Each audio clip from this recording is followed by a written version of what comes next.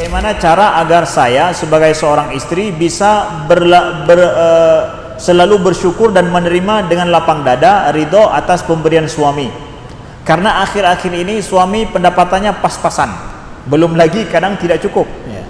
Bahkan tabungan saya yang terkorbankan untuk keperluan. Nah, mohon saran penjelasannya Ustaz.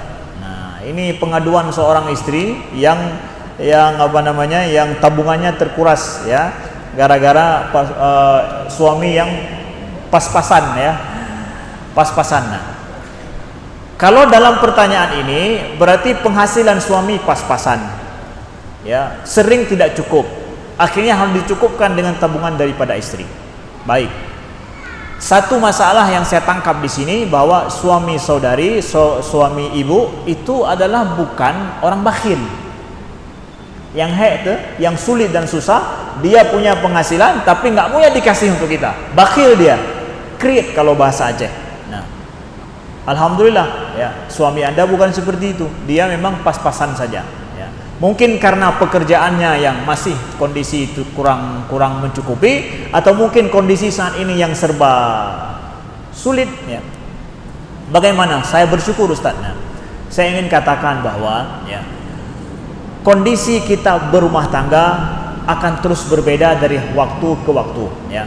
Kondisi ya yang dihadapi, apalagi yang baru awal berumah tangga, itu kondisinya akan nampak memang di awal-awal sulit.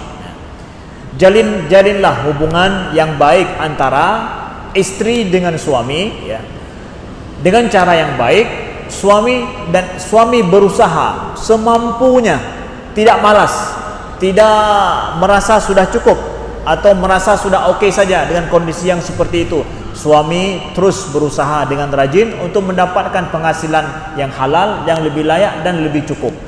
Kalau suami ada seperti itu, bersyukurlah. Suami masih punya kemampuan, masih mencari cara untuk mendapatkan. Insya Allah akan Allah berikan kelapangan rezeki dengan kesabaran daripada istri, dan istri yang selalu mendoakan kepada suaminya.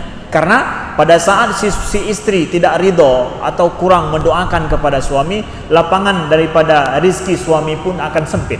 Nah, kedua, kalaupun terkuras daripada tabungan kita, boleh kok nanti itu tabungan-tabungan yang sebenarnya itu punya istri, karena istri sebenarnya ya tidak wajib menanggung nafkah, suami yang menanggung nafkah. Boleh saja istri memperhitungkan tahun ini berapa tabungannya yang terambil untuk nafkah hari-hari. Nah, tahun ini misalkan ini udah 10 juta tahun ini. Dah, anggap itu hutang. Nanti 10 juta lagi bang, bayar bang ya. Nanti kalau abang sudah mulai punya pabrik, punya perusahaan, sudah mulai sukses, ini semuanya kita perhitungkan bang ya. Ya boleh. Suami juga harus paham, harus tahu kalau tabungan istrinya itu memang adalah hak istri, tidak boleh dipaksa untuk ini. Kalau istri mau memberikan, itu kelapangan harta daripada istri. Jadi jangan sampai suami ya menganggap bahwa ada cincin istrinya, entah dari maharnya, entah dari pemberian orang tuanya, entah warisan orang tuanya, dia anggap itu cincinmu tuh, pakai itu ini jual. Kalau enggak jual kamu saya akan talak. Tidak boleh. Haram memaksa istri untuk mengambil hartanya. Hartanya dalam Islam terjamin.